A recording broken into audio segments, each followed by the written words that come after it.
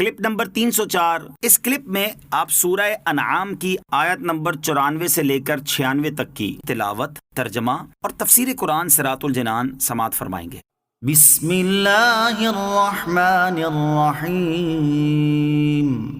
ترجمہ، اللہ کے نام سے شروع جو نہایت مہربان رحمت والا ہے۔ وَلَقَدْ جِئْتُمُونَا فُرَادَىٰ كَمَا خَلَقْنَاكُمْ أَوَّلَ مَرَّةٍ وَتَرَكْتُم مَّا خَوَّلْنَاكُمْ وَرَاءَ ظُهُورِكُمْ وَمَا نَرَىٰ مَعَكُمْ شُفَعَاءَكُمُ الَّذِينَ زَعَمْتُمْ أَنَّهُمْ فِيكُمْ شُرَكَاءُ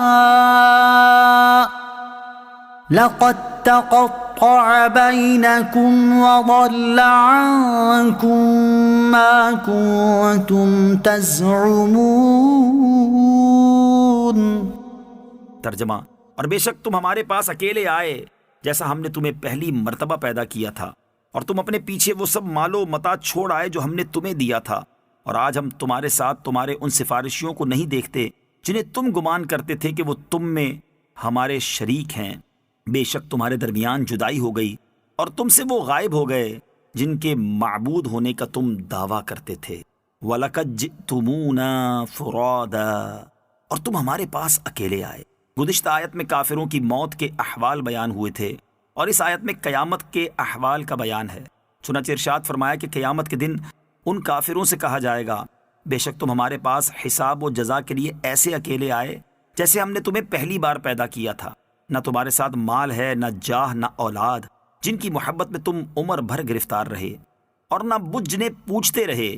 آج ان میں سے کوئی تمہارے کام نہ آیا، بلکہ تم وہ سب مال و متاع اپنے پیچھے چھوڑ آئے جو ہم نے تمہیں دیا تھا، اور آج ہم تمہارے ساتھ تمہارے ان سفارشیوں کو نہیں دیکھتے جنہیں تم گمان کرتے تھے کہ وہ تمہارے عبادت کرنے میں ہمارے شریک ہیں۔ بے شک تمہارے درمیان جدائی ہو گئی اور تم سے وہ بت غائب ہو گئے جن کے معبود ہونے کا تم دعویٰ کرتے تھے۔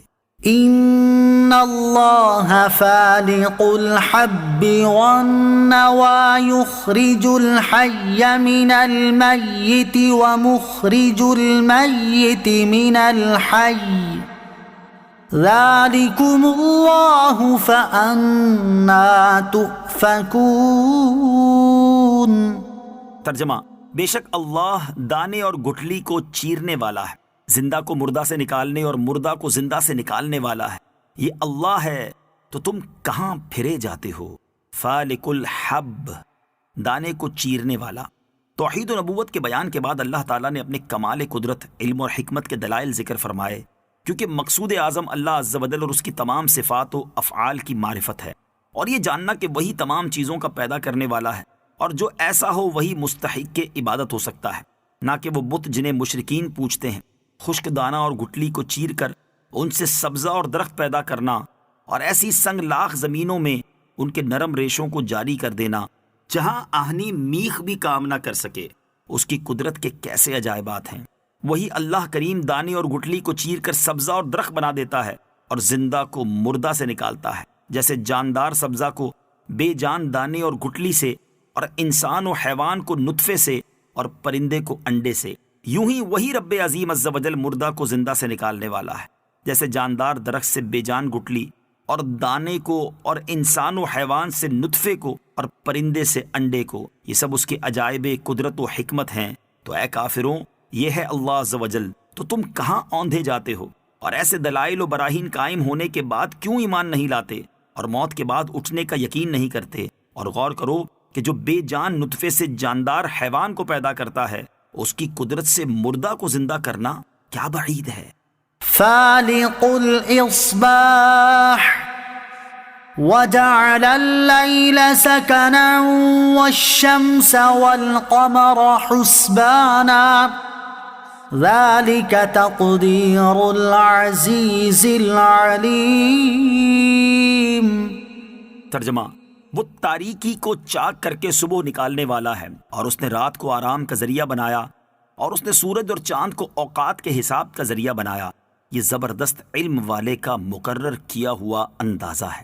فالق الاصباح، تاریکی کو چاک کر کے صبح نکالنے والا۔ اللہ عز و جل اپنی مزید عظمت بیان فرماتا ہے، چنانچہ فرمایا کہ وہ تاریکی کو چاک کر کے صبح نکالنے والا ہے۔ چنانچہ صبح کے وقت مشرق کی طرف روشنی دھاگے کی طرح نمودار ہوتی ہے، اور ایسا معلوم ہوتا ہے کہ اس خط نے تاریکی چاک کر دی۔ یہ بھی اس کی قدرت ہے۔